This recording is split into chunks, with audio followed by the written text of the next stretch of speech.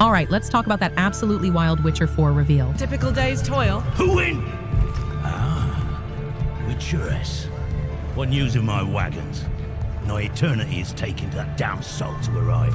I found them. And, well, suffice to say, they'll not reach you.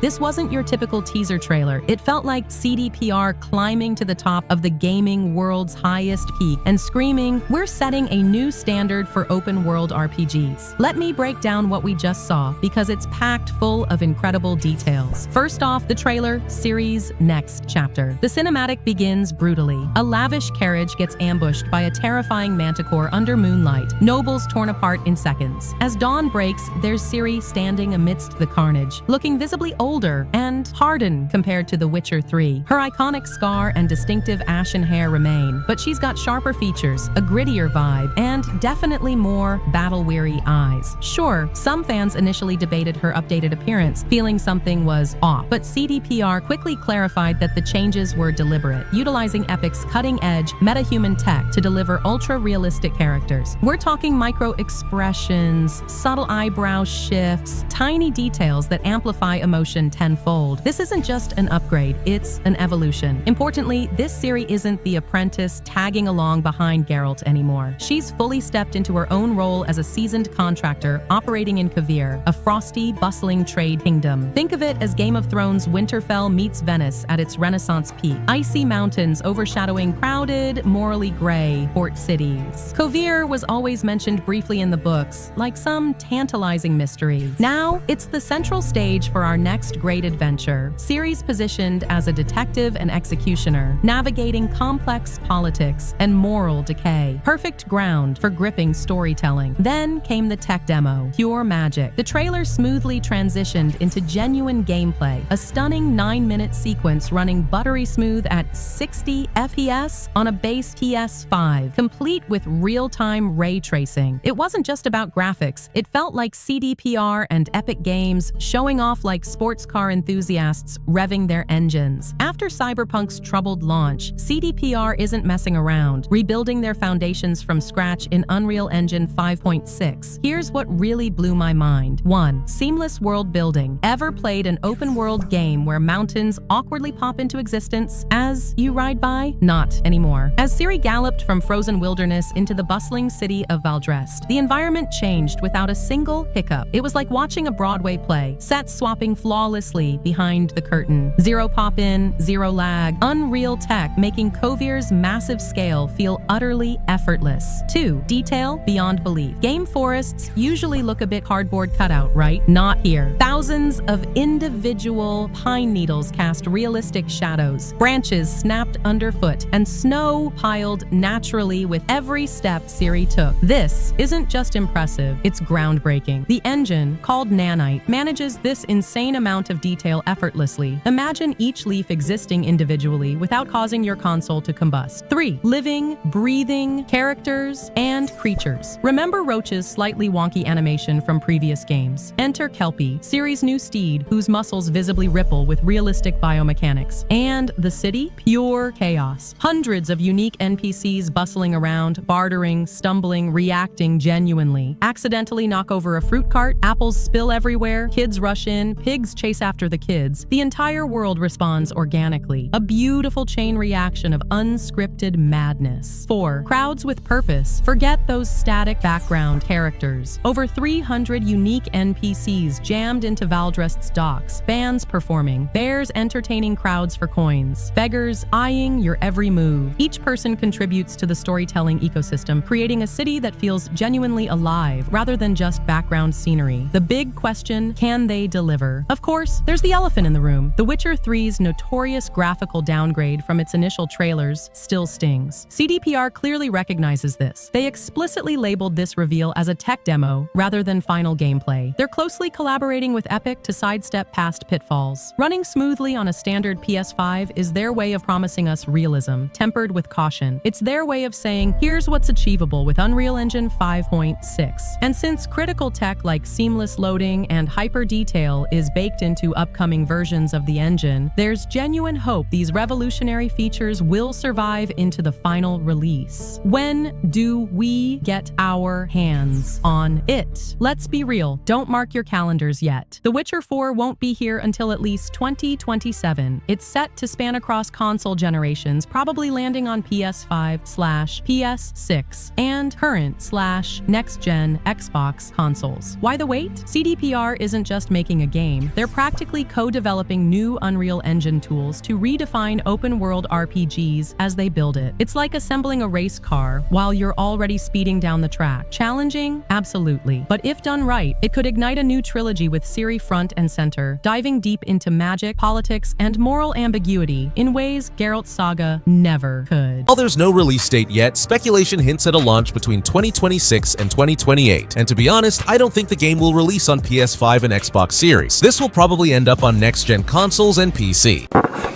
What? Bro, what are you talking about, man? What you just saw and are going to see now is running on a standard PlayStation 5 at 60 FPS with ray tracing.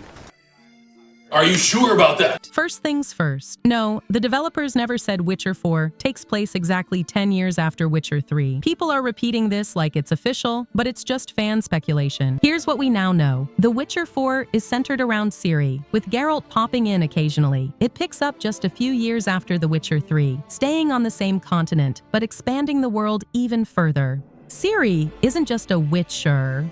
She's officially a Source Warlock, meaning she'll have new spells and unique combat mechanics. Plus, players will finally experience her Trial of the Grasses firsthand. So yeah, get ready to witness her actual transformation into a Witcher. So remember when everyone debated if Ciri had undergone the Witcher mutations? Well, debate no more. CDPR confirmed it. Yes, Ciri goes through the Trial of the Grasses, becoming a full-fledged Witcher. That scene in the trailer with her drinking a potion, it's actually significant. According to Witcher lore, only those who've survived these mutations can safely use Witcher potions, and her mutated eyes are proof she's completed the trial.